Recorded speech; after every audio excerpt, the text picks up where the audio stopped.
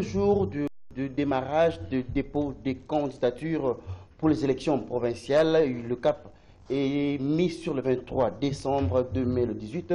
Nanga a parlé ce matin sur RFI, il a dit pas question, on n'ira pas d'audit en audit, on n'est pas là pour faire plaisir ou pour gagner la confiance des acteurs politiques, plutôt pour organiser les élections, peu importe les critiques en tout cas. La machine à voter d'ici septembre seront déployées sur toute l'étendue du territoire national. On va commenter ce matin, mais également tentative de spoliation du terrain PLC dans la commune de Lingouala. Vous avez vu les images hier. Les jeunes sont opposés à la spoliation de la part d'un sujet asiatique qui a voulu ériger. C'était une énième fois après 3 tentatives ratées, mais également. Pour le CARP, quitte le Sénat pour la Cour constitutionnelle. L'ancien PEGET remplace Vundoa Tepemako, permetté depuis au Conseil d'État. Moukebaï, bienvenue. Merci. Jules Kaïdanga est en route, une région dans quelques minutes. Alors, premier commentaire par rapport à la sortie de Kaïdanga ce matin sur RFI. Il dit en tout cas, il n'a pas besoin de la confiance des uns, des uns et des autres, mais plutôt sa mission première, c'est d'organiser les élections. Et puis, on n'ira pas d'audit en audit. Le cap est fixé pour le 23 décembre, donc comme on dit Lingala, Olali Balalio. Non, Nanga m'a fait pitié. Il m'a fait pitié, c'est un homme qui a craqué, il a perdu son sang-froid. Je crois que ce qu'il faut qu'on lui demande prochainement, c'est que la CENI lui demande prochainement, c'est qu'il n'accorde plus d'interview. Il a craqué, il a perdu son sang-froid. Je pensais que ce gars avait un certain self mental, mais il n'en a pas. Ce n'est pas un homme qui peut gérer des situations difficiles comme celle qui lui a été confiée. Non, il a pété le plan. Écoute, Nanga est dans un processus qu'il organise au profit des Congolais. Ce n'est pas son processus à lui. Et ce processus doit se préoccuper de susciter la confiance chez les Congolais. Congolais en tant qu'électeurs et Congolais en tant que partie prenante. L'opposition, la majorité, la société civile. Une question est posée à Nanga sur la fiabilité de la machine. Oui. Il dit... ce n'est pas la même machine. Ce n'est pas similaire. Ce n'est pas la même machine. Oui. Une autre question lui est posée. Mais pourquoi n'as-tu pas donné accès aux experts britanniques à la machine? Il dit, ben écoutez, nous ne pouvons pas aller d'audit en audit. Oui. Bon, alors, pourquoi te défendre? En fait, ça freine un peu l'élan des élections. Non, ça ne freine pas l'élan des élections. Le fichier derrière nous. Ça ne freine pas l'élan des élections. En fait, cette machine est une propriété de la République démocratique du Congo. Ce n'est pas la propriété des Nanga. Nous sommes en droit, nous, de demander de la transparence. Nanga ne peut pas nous la refuser. Personne ne lui donne droit de nous refuser cette transparence. Alors quand Nanga s'arc-boute sur le prétexte comme quoi que vous allez aller en audit, d'audit en audit, qu'est-ce que ça signifie? Ça signifie que dans cette machine, il y a quelque chose qui appartient à Nanga en propre. Donc Nanga a caché quelque chose dans cette machine. C'est maintenant clair. Il dit que c'est un procès de tension. Non, oui, non. Attends, non, ça. on lui demande une chose simple. Ouvrez la machine aux experts. Ouvrez la machine. Puisqu'il ne veut pas l'ouvrir, déduction, Nanga a quelque chose à lui. Peut-être que Joseph Kabila est au courant, ou un autre dans la majorité, de ce que Nanga cache à l'intérieur de la machine. Nanga a quelque chose à lui, en propre, qu'il a demandé d'intégrer la machine. Il y a une question très simple, je te dis. Moi, je ne suis pas un expert, mais je pose une question simple à Nanga, qu'il réponde à cette question. Je ne lui demande pas d'ouvrir la machine. Une question simple. Nanga nous a dit qu'il y a comment on appelle encore, un scanner intégré dans la machine, incorporé. La question lui a été posée quant à savoir quel est le prix de la machine. La machine coûte, prix d'usine, $400. Toi, tu nous la livres à $1500. Il dit, non, c'est parce qu'il y a certaines options qui ont été intégrées dans la machine. D'abord, vous ne pouvez pas passer du simple au quadruple pour des options. Vous avez une Mercedes-Benz à 150 000 €, vous demandez des options particulières et la Mercedes passe à 600 000 €, ça n'existe nulle part. Ça, c'est de 1. De 2, maintenant, puisqu'il parle des options, c'est la question que je vais lui poser. S'il peut répondre aux Congolais. Il dit qu'il y a un scanner qui est incorporé dans la machine. Nanga, peux-tu nous dire quelle est la fonction de ces scanners? À quoi sert les scanners incorporés dans la machine? Pourquoi un scanner? Ça sert à quoi? Ça va scanner quoi? La machine, elle est là. Le lecteur arrive. Il accomplit les opérations. Le vote est validé d'abord par la machine. Et ensuite, il prend le bulletin, il l'introduit dans la machine. Et il y a un deuxième vote. Donc cette machine procède à 2 votes. Le vote qui est validé par la machine, enregistré et comptabilisé, et le bulletin de vote qui sort. Donc cette machine n'a besoin que du hard que le lecteur a devant lui. Dans ce hard dedans, tu as les logiciels et tu as l'imprimante. Et les scanners incorporés servent à quoi? Une question simple, on ne lui demande pas à Nanga d'ouvrir la machine. À quoi sert, monsieur Nanga? Tu as été à l'école comme tous. Nous te posons une question simple. Viens répondre aux Congolais à quoi sert les scanners incorporés dans la machine. Et je vais te donner la réponse. Il sert à quoi? C'est un prétexte pour la surenchère, pour dire qu'il y a des options là-dedans. Tu sais, un scanner coûte combien? Un scanner le plus ordinaire ici, c'est à 80 $. Un scanner.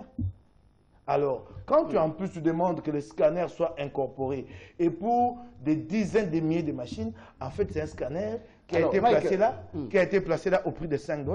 Mais ce qui est important, c'est que Nanga fait fi des observations de l'EIF, de la mission d'audit de l'EIF ici. Il estime que l'essentiel, le fichier est exhaustif, le fichier est actuel, le fichier est actualisé. Donc, pour nous, ça appartient au passé. Est-ce que ce n'est pas un forcing tout dans les élections? Et puis, si vous désistez, puis vous restez... Attends, je vais te dire, Nanga fait du forcing. Oui. Le coût de sa vie, c'est la machine à voter. Il y a une surenchère terrible, une surfacturation. Maintenant, c'est connu, il n'y a plus rien à cacher. Il y a une surfacturation, c'est un coup entre lui et Norbert Basengezi. Ah bon? Ah ouais, dans les derniers coups de leur vie. Il a fait des millions. Oui, des millions de dollars, les derniers coups de leur vie pour se faire des millions. Tu sais, à l'époque, mon journal avait dénoncé, comment s'appelle encore, Daniel Ngoïmoulunda, qu'il avait acquis une maison à 2 500 000 $. À l'époque où il était président de la CENI. Moi, j'ai fait l'objet de poursuites, j'ai comparu. La RTNC m'a raillé. S'est moqué de moi, m'a insulté, la télévision publique. Au jour d'aujourd'hui, Daniel Ngoïmoulunda habite cette maison-là, et Texafrica. C'est maintenant public, il s'en cache plus, il habite là. Nanga arrive, il dit, je me fais aussi mon coup à moi, avec Norbert Basengezi. Et pour ça, il est prêt à faire un forcing. Mais qu'il sache qu'il porte une lourde responsabilité, historiquement, et qu'il répondra un jour ou un autre. Si ce pays bascule à cause de son entêtement, puisque lui veut devenir le prochain millionnaire dans ce pays, comme le régime en fabrique à tour de bras, tant mieux, il deviendra un prochain millionnaire, mais qu'il se rende compte de la responsabilité historique qu'il porte. C'est le destin des millions de gens, c'est la paix non seulement au Congo, mais la paix dans la région. Alors, il dit qu'il n'a pas besoin d'être populaire, il n'a pas besoin... d'avoir la confiance de qui que ce soit. Son travail, c'est de nous amener aux élections. Donc, n'importe quelles élections. Non, mais j'ai été dit que c'est un homme qui a craqué. Les limites de Nanga ont été étalées au grand jour. Sa malfaisance envers la nation congolaise a été étalée au grand jour. Il n'a plus de réponse. Il vous répond maintenant avec mépris. Avec arrogance. Avec arrogance. Mais en fait, c'est l'arrogance de celui qui est pris la main dans les sacs. C'est lui qui est ridicule, qui ne sait plus intellectuellement argumenter, à qui vous dit je m'en fous, je le ferai. Mais notre destin, nous, n'appartient pas à Nanga. Mais ce qui est fondamental, c'est que dans l'entretemps, son propre ami et collègue, Norbert Basengezi, a fait fuiter, c'est Basengezi qui a fait fuiter le contrat de lobbying qu'il a signé avec une firme américaine. Pourquoi là, 19 000 $, là. Non, pourquoi là, il ne se prononce pas? Et est-ce vrai ou pas qu'il a signé un contrat de lobbying? Et pourquoi il signe un contrat de lobbying? S'il n'a besoin de personne, il ment. Nous connaissons la faiblesse des gens dans sa position. Il crie en fait pour se défouler, pour nous dire que j'irai jusqu'au bout. En fait, il est le plus faible de tous les Congolais. Et il n'emportera pas au paradis. Ça ne se passera pas comme ça, monsieur Corneille Nanga.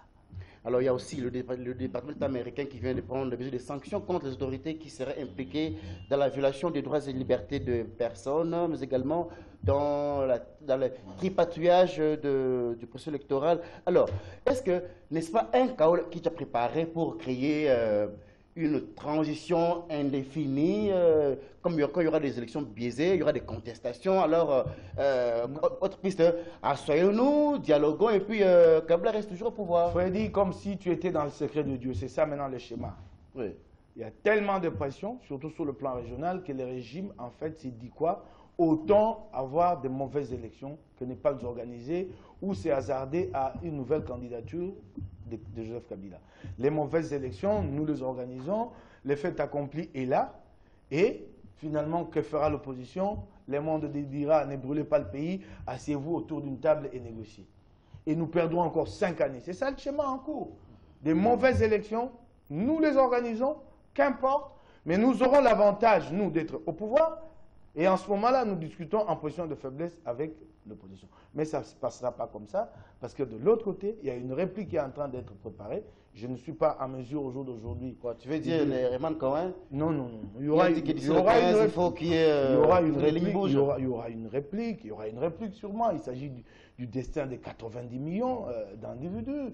On ne peut pas accepter qu'un seul individu, un groupe d'individus se permettent, après avoir pillé complètement le pays, pillé complètement, se permettent de prendre en otage le destin de ces 90 millions. Il y a des limites à tout ce que nous faisons dans la vie. Je crois que là, nous sommes au niveau de la ligne rouge à ne pas franchir. Si cette ligne rouge est franchie, la réplique ne tardera pas. Vous êtes candidat, c'est après-demain que commencent les opérations des dépôts de candidatures. Vous voulez vous aspirer devenir député, remplacer Roger Tsing ici à la Sainte Province de Kinshasa. Alors, de demain, rendez-vous au bureau des réceptions des candidatures ici sur poids lourd, bien sûr, au commandement. Alors, les documents plantés, on part aux élections. Alors, où êtes-vous avec Katumbi où maintenant? Mais Katumbi est là. Viendra-t-il ou pas? Mais pourquoi tu me poses la question? Mais tu son proche collaborateur, Katumbi maintenant, apparemment, la loi dispose qu'il faut passer 1 an au pays pour briguer la majorité suprême. Lui n'est pas là, il est maintenant helvétique, sans passeport. D'abord, ouais. Tu exagères quand tu dis que je suis son proche collaborateur. Non. Vous êtes estampillé katumbiste dans l'opinion. Oui, mais des katumbistes aux proches collaborateurs, il y a d'ailleurs une grande distance qui nous sépare. Moi, je suis ici, il est à l'extérieur. Oui, tu y vas souvent. Je ne vois pas, et c'est ce qui me chiffonne un peu dans la presse congolaise, il y a une personnalisation de cette question autour des Katumbi, la question de la décrispation. En fait, Kabila applique la décrispation selon ses humeurs à lui. Il va grager le temps. Attends, allons-y. Ça, la presse n'en parle pas. Tout le temps, c'est la question quand Katumbi revient. Mais il y en a un autre qui est maintenu en exil. La presse ne parle pas de lui. C'est qui? Antipas Mbusa Nyamwisi. Oui. Il y a bien d'autres questions liées à la décrispation qui n'ont jamais trouvé de réponse. La question de la loi sur la CNSA, moi je ne peux pas comprendre. Cette focalisation quasi maladive de la presse quinoise ou congolaise. La loi sur la CNSA n'est toujours pas élaborée.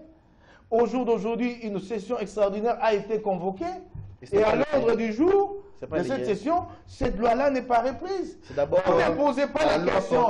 Vous ne posez pas, non, allons-y. Vous ne posez pas, vous, la presse quinoise congolaise, vous n'en posez pas la question à Joseph Kabila.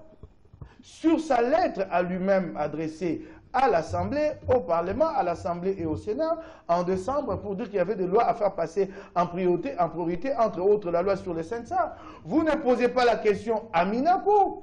Vous avez personnalisé la décrispation autour de Moïse Katumbi. C'est que Moïse Katumbi n'aime pas beaucoup. Vous avez vu combien il est prêt à s'effacer au profit du grand destin du Congo. Il a donné l'exemple lors des négociations de la CENCO. Il a dit, si ça grippe à cause de ma personne, allez-y sans moi. Il a accepté que les siens signent l'accord. C'est ça.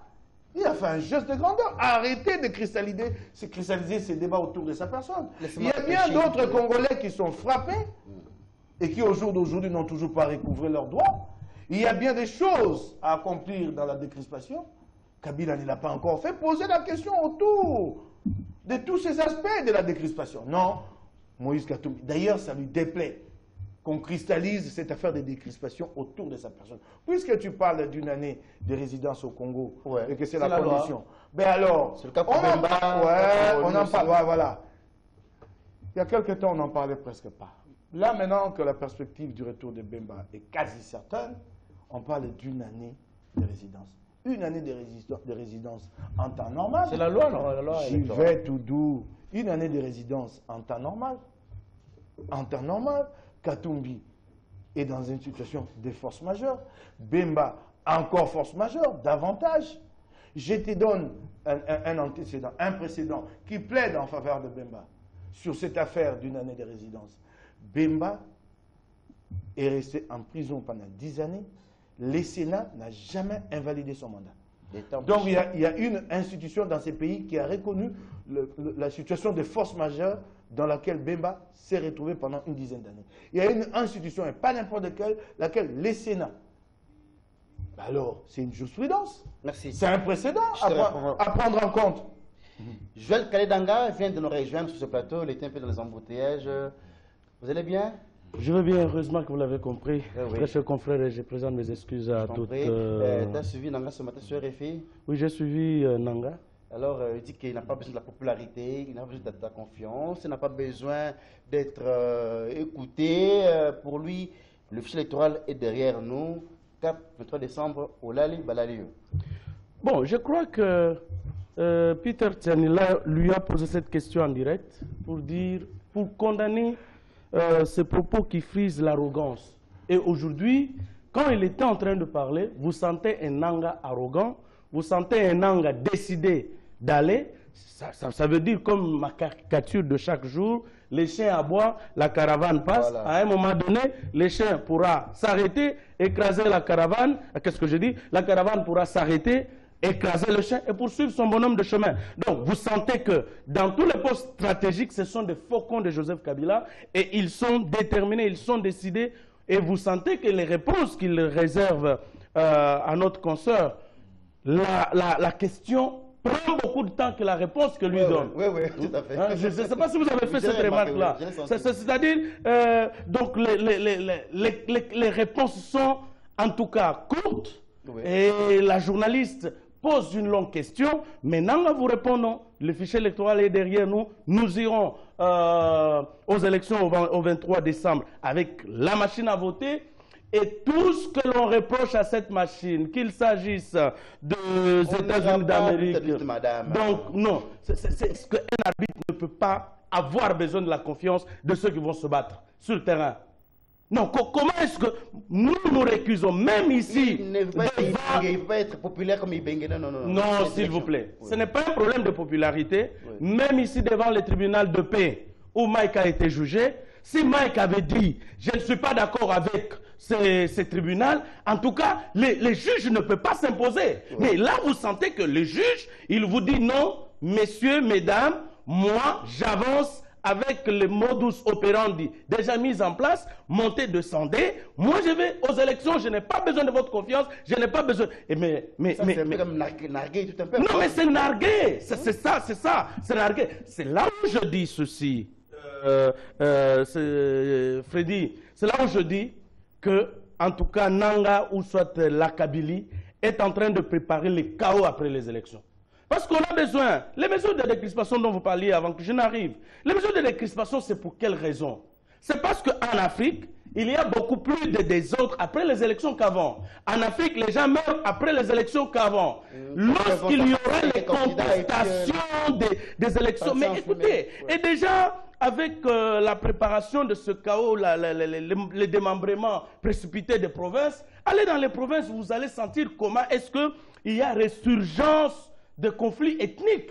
C'est-à-dire, ça n'attend qu'un petit couac, ça n'attend qu'une petite étincelle pour que ça puisse exploser. Mais alors que quelqu'un qui vient pour organiser les élections dans un pays post-conflit vous dise que non, moi je vais aux élections de cette manière-là, ça veut dire que ce qu'eux ils ont préparé, c'est ainsi, je vous l'avais dit sur ce plateau, que vous voyez l'opposition, la société civile, tout le monde crie aux élections. Mais quand vous regardez le camp de Joseph Kabila, eux préparent la guerre.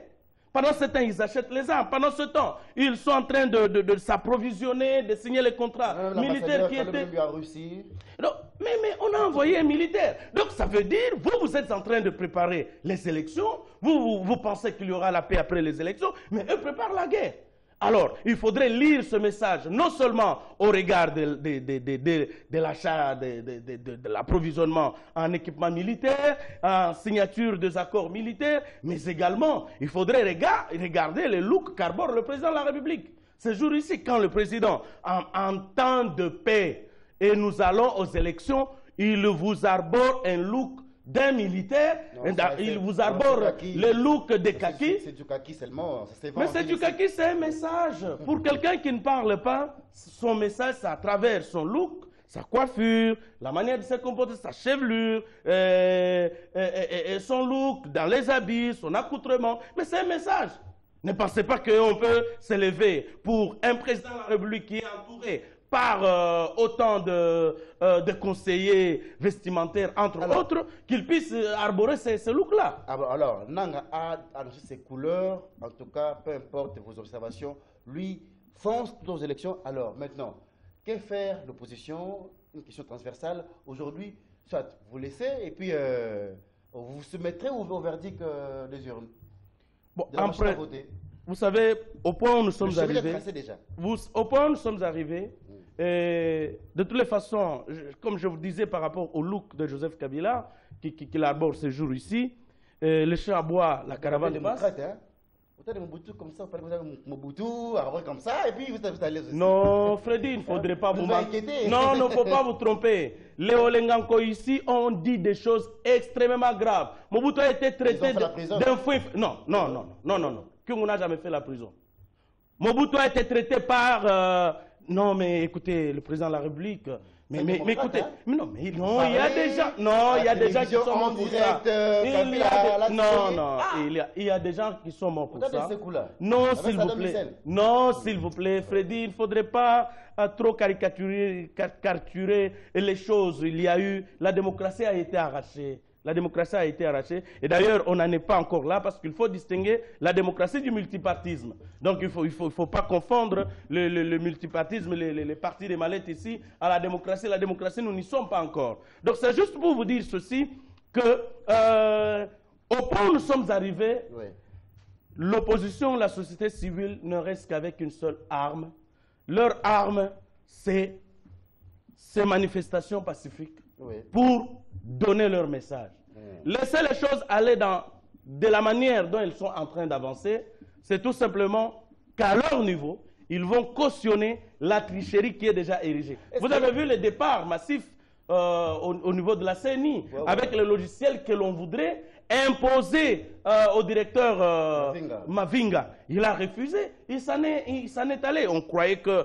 Écoutez, apparemment, il n'a rien fait. Son départ ne dérange pas dans toutes les nations du monde, et même dans la Bible, on vous parle toujours d'un tout petit reste. Donc, tout le monde pourra être corrompu, mais il en restera toujours un petit groupe qui va s'opposer à la tricherie. Même au niveau de la CNI, là, les départs, ce n'est pas seulement aujourd'hui. Avec cette arrogance qu'a manifesté Nanga aujourd'hui, à travers l'interview accordée à nos confrères de la radio France Internationale, vous allez voir que d'autres Congolais consciencieux, d'autres Congolais qui ne peuvent pas tremper dans le bol de la corruption, ils vont également quitter. Donc l'avenir nous réserve encore beaucoup de surprises. C'est là que l'Église catholique, le comité laïque de coordination devra répondre parce qu'à cette allure, je vous dis que le candidat est déjà préétabli par un logiciel informatique. Les candidats, ça sera fait comme du temps. Alors, monsieur le président, en tout cas, monsieur la CENI, aidez-nous à créer ce climat de confiance entre il n'en a pas besoin.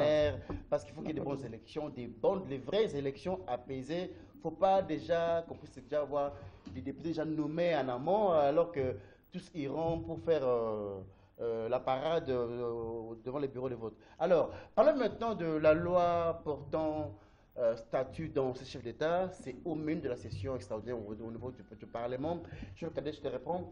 Est-ce qu'il faut un statut particulier pour un chef de l'État ou bien c'est quelqu'un qui a limité à vie, les sénateurs à vie? Est-ce qu'il faut encore ajouter encore d'autres avantages, faire fi des crimes qu'il aurait commis, effacer les tableaux qui ne soient pas extradés à la CPI? Parce qu'il faut une loi particulière parce que vous avez géré le pays. Non, vous savez, si j'ai été d'accord avec cette proposition de loi qui avait été proposée par Modeste Mutinga en 2015, c'est en rapport avec les mesures de décrispation politique.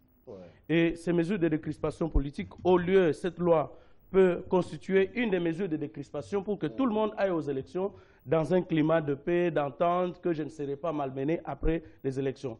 Et j'ai aimé que cette idée ait été redonné par l'honorable Nazem Nazembe, qui est également l'initiateur du Parti Courant du Futur, qui a donné cette idée, qui a été acceptée par tous. Mais là où ça frise la tricherie, c'est lorsqu'on veut y annexer les anciens présidents des assemblées, les premiers ministres. Non, là, qui sera alors assujetti? Et le mal dans notre pays, c'est cette course à tailler sur mesure, à tout faire sur la mesure de Joseph Kabila. Vous avez vu, en 2006, on élabore la constitution Louis Michel. Cette constitution ici, elle vient. On met l'âge du présidentiable à 30 ans. Tout simplement parce que le président de la République avait 30 ans. Et vous allez voir que toutes les lois qui sont élaborées, c'est en fonction d'un seul individu. Parce que quand on va parler des privilèges, des avantages, des statuts des anciens présidents de la République, le seul qui est en vie jusqu'à aujourd'hui, c'est lui, Joseph Kabila. L'unique élu. Oui, l'unique élu, c'est lui, Joseph Kabila. Et donc, c'est une loi qui démontre qu'elle sera taillée, ça sera un costume qu'on amène auprès du tailleur, et ça sera sa taille. Et c'est là où ça pêche. C'est quand vous dites que nous sommes dans une démocratie, là, bon, je ne sais pas comprendre.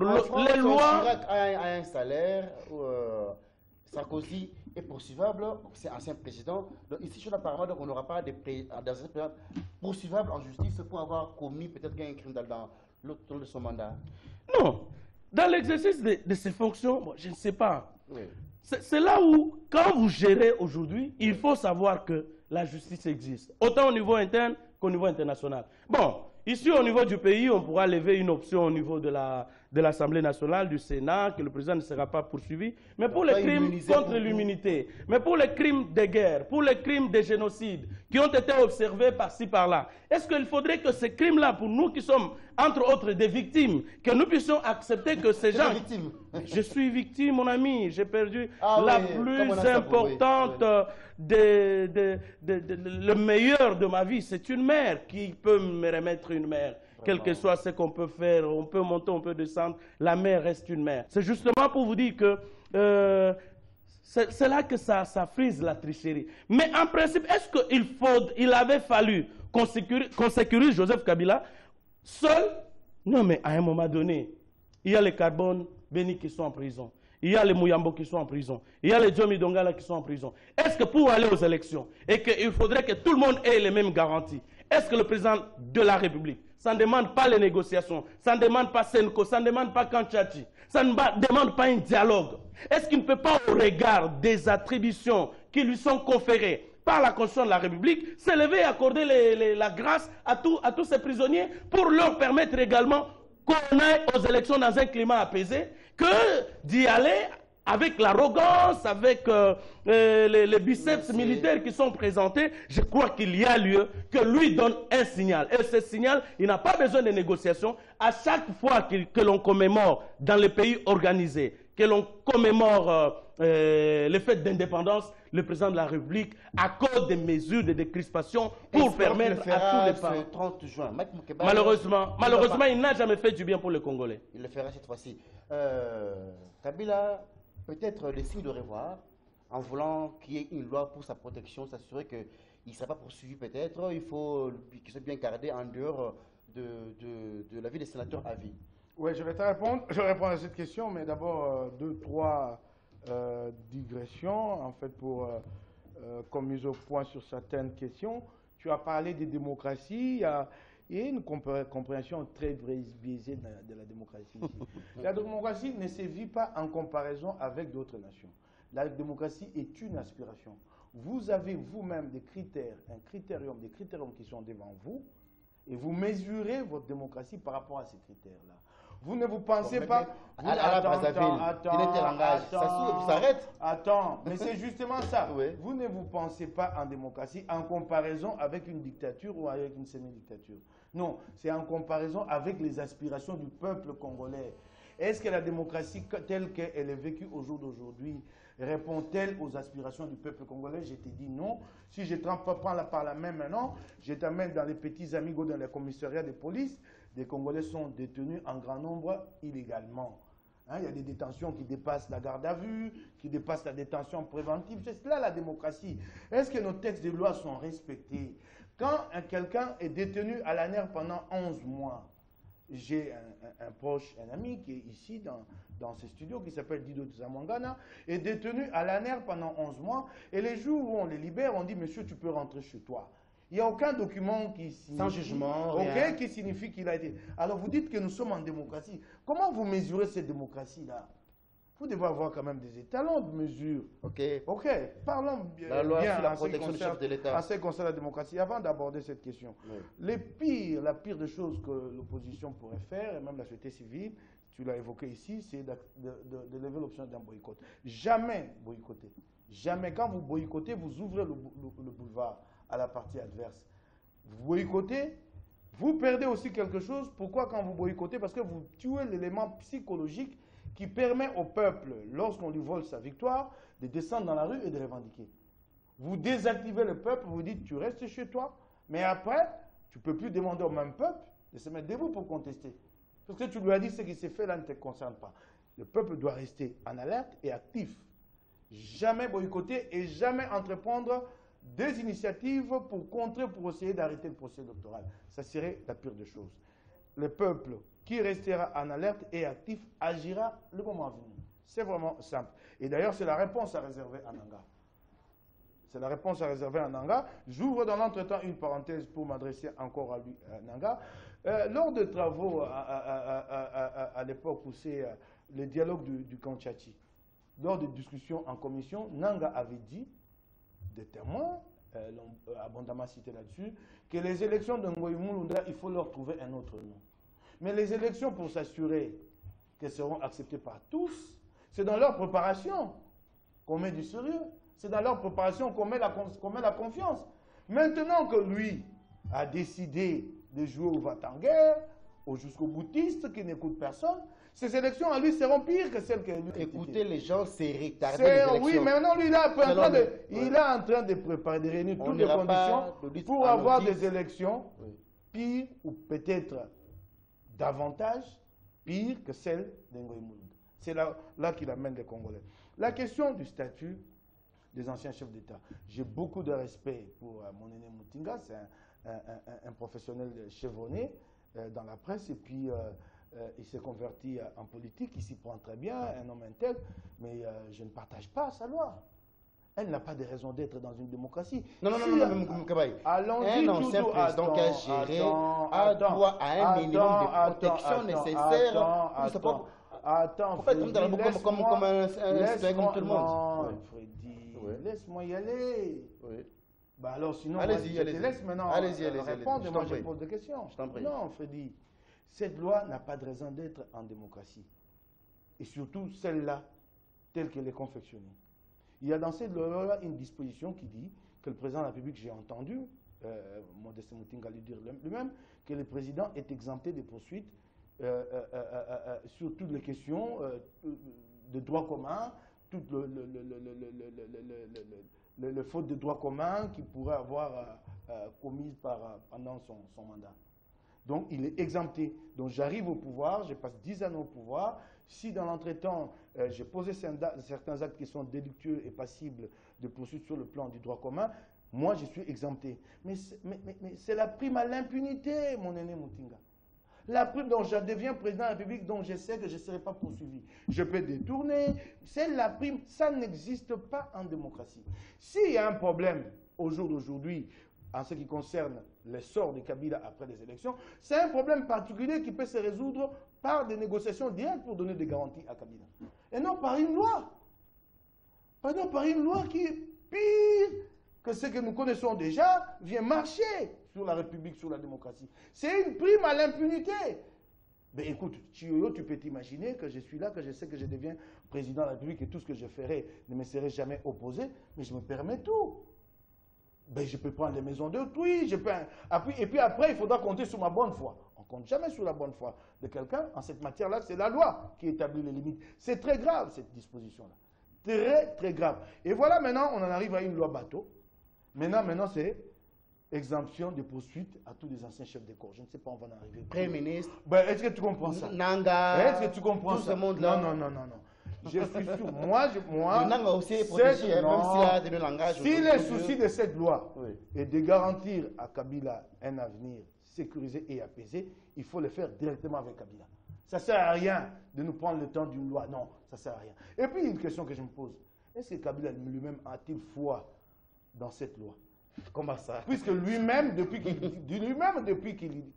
règne, il ne fait que marcher sur la loi.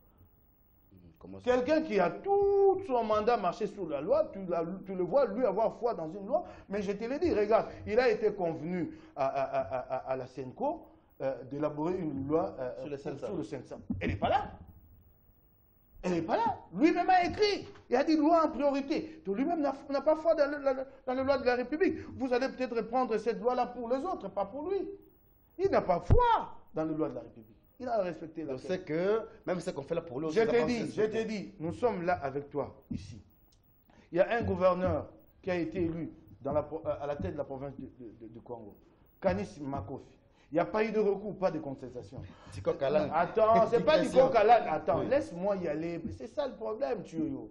La CENI a élaboré son rapport et l'a transmis à Kabila. C'est cela, le respect de la loi. Les délais est de 15 jours et c'est une compétence liée. Kabila est obligé de nommer ses gouverneurs. Il ne l'a pas fait. Donc lui-même ne respecte pas la loi et vous croyez que vous pouvez lui donner des garanties sur son avenir par une loi. Ah non. Parce que lui-même viole tout le temps. Il ne croit pas dans les lois de la République, mais je te donne des exemples concrets. Mais comment est-ce qu'on peut être président de la République et comme ça, là, la CENI te donne un rapport sur l'élection des gouverneurs, il n'y a aucune contestation, et 2 mois après, le délai est déjà échu, et tu ne bouges pas. Dis-moi. Ah, mais toi, tu vas me dire du coq à l'âne, je te donne les exemples concrets, palpables, qui démontrent que Kabila lui-même n'a pas foi en la loi. Alors ce n'est pas à travers une loi que vous allez lui donner des garanties. Discutons, négocions. Si le problème est celui de la sécurité de Kabila après le mandat, il faut discuter avec lui et obtenir de lui qui s'engage pour des élections apaisées et qu'en retour, les Congolais lui garantissent merci, cher Moukébaye. Et non de nous tourner comme ça, tourner autour de... Je le disais au sommaire, Polycarpe Mungulu Tapagane est maintenant à la Cour constitutionnelle. Il a été désigné par le Parlement réuni en congrès. Il va remplacer Vundo Vitevemako, ancien surcable du feu Marshal Mobutu, permuté au Conseil d'État. Alors, Jacques Cadet, maintenant, la Cour affiche complet. On peut dire que avec Nanga, la constitutionnelle, il y aura un bon mariage. Hein. Puis le résultat valide, Bokona, Polycarpe, le dauphin est réélu. Non, mais je vous donne, qui contribue à l'organisation d'un processus électoral. D'un côté, vous avez le ministère de l'Intérieur qui a transmis les listes des partis et regroupements politiques. Et vous sentez que c'est un faucon.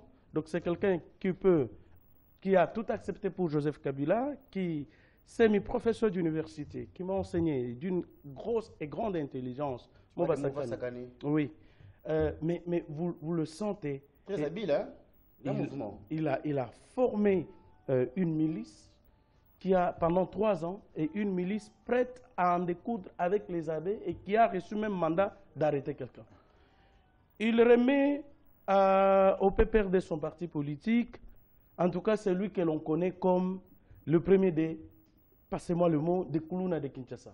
Parce que lorsqu'il a été, non, PPRD, lorsqu'il a été annoncé, non, Chadari, lorsqu'il a été annoncé qu'il devrait y avoir, s'il vous plaît, non, comprenez, non, allons-y, allons-y, mon cher ami. Sur ce plateau, on va pas... C'est sur base de faits.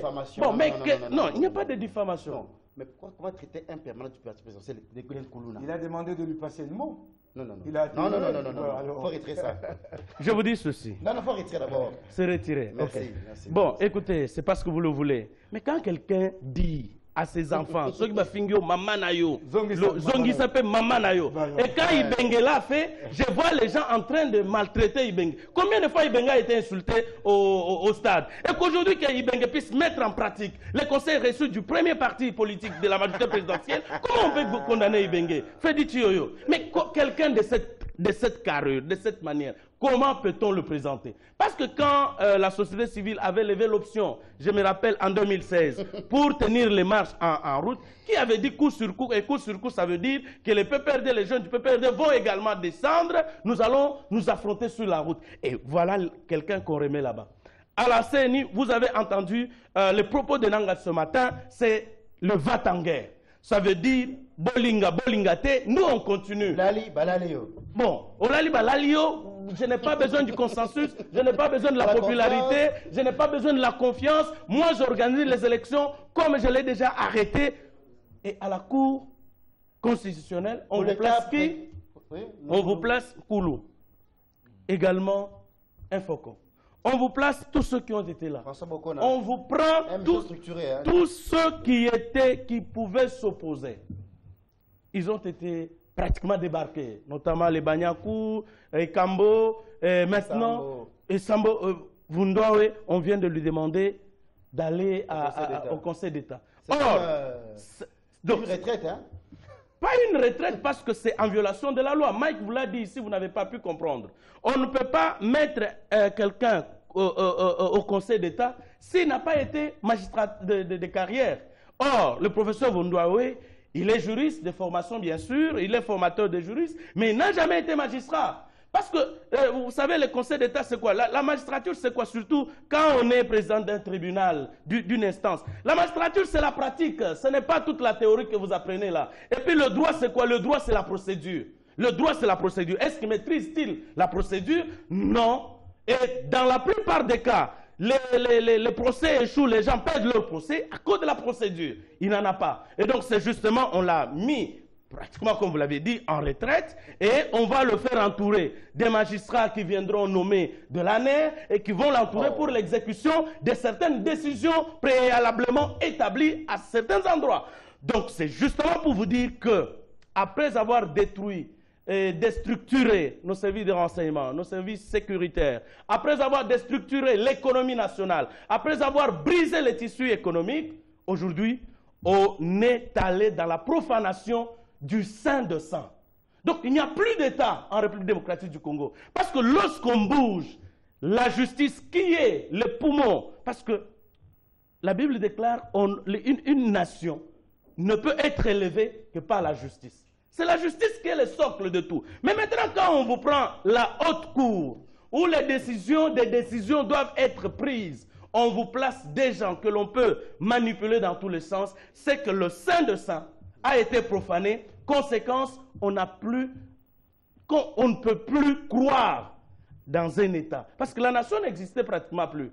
Allez à Chikapa d'où je viens. Donc vous allez voir comment les tribus, les communautés locales vivent en chaîne de faïence. Allez au Katanga, allez à Kolwezi, vous allez voir comment les gens n'attendent qu'une petite étincelle ou un petit leader qui peut s'élever pour dire non, pour dire biloulou, pour dire ceci, cela, et ça va s'embraser. C'est justement pour vous dire, et avec cette désacralisation. C'est-à-dire que pour le câble ne rassure pas, n'est pas un homme intègre pour apporter un peu du tonus dans la fondation. Nous en avions 3 sur les 9 qui existaient, ou 4.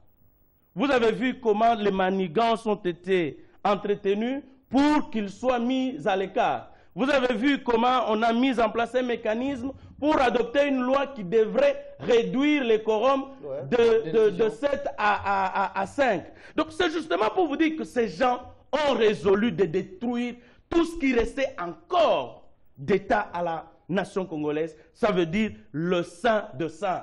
Hein, c'est les lieux saints, les parvis. Bon, pour ceux qui connaissent l'établissement du tabernacle, c'est que là, c'est fini, et c'est profané, ça a été désacralisé. Bon, laissons-les qui nous retournent dans la dictature avec le nouveau venu qui... Non, on ne va pas y retourner, en tout cas au nom de Jésus. Mike?